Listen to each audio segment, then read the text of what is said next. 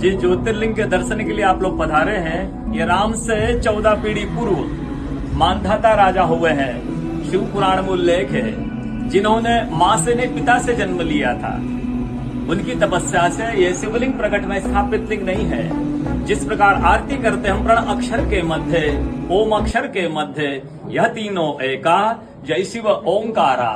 एक शिवलिंग में ब्रह्मा विष्णु महेश निराकार धरती से प्रकट हुए हैं। इसलिए अखंड दीप जो जल रहा है प्राचीन समय से, एक ही दीपक में 3 बातें लगातार जल रही है, ब्रह्मा विष्णु महेश की। इस पहाड़ी के ऊपर 7 किलोमीटर का परिक्रमा मार्ग है, वो भी ओम आकृति में है। जो पर्वत पे हम प्रभु ओंकारेश्वर ज्योतिर्लिंग के दर्शनों के लिए खड़े हैं, ये पर्वत स्वयं शिवलिंग की आकृति में है। चारों तरफ नर्मदा मैया जलेहरी बनकर बह रही है।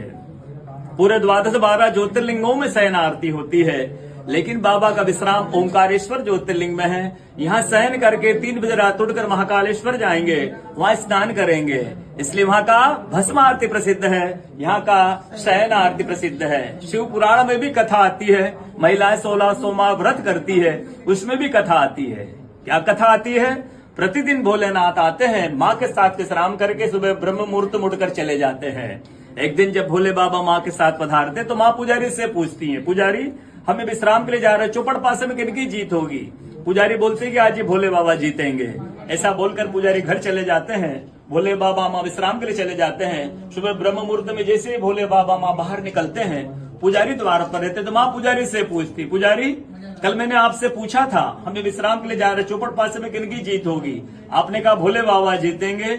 भोले बाबा नहीं, मैं जीती हूँ। माँ ऐसा बोलकर उनको श्राप दे के चली जाती है। उनके तुरंत पश्चात अप्सराएं शिवलिंग पे जल चढ़ाने आती तो अप्सराएं पुजारी से पूछती, पुजारी अस्वस्थ क्यों हो गए? आप तो ठीक थे। फिर पुजारी बताते हैं, प्रतिदिन भोले बाबा माँ के साथ विश्राम करके चले जाते थे। कल भोले बाबा माँ के साथ पधारे, माँ ने मुझसे पूछ लिया, पुजारी हमें विश्राम के लिए जा रहे, चौपड़ पासे में किनकी जीत होगी? मैंने कहा भोले बाबा जीतेंगे। माँ जीत गई। माँ मुझे श्राप दे के चली गई।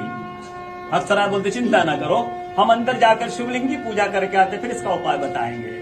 अप्सरा अंदर जाकर शिवलिंग की पूजा करके बाहर आकर बोलती, पुजारी आप 16 सोमवार व्रत कीजिएगा, व्रत करते ही स्वस्थ हो जाएंगे, व्रत करते ही ठीक हो जाएंगे। ये वो कथा का दर्शन प्रतिदिन होता है। बोलो ओंकारेश्वर भगवान।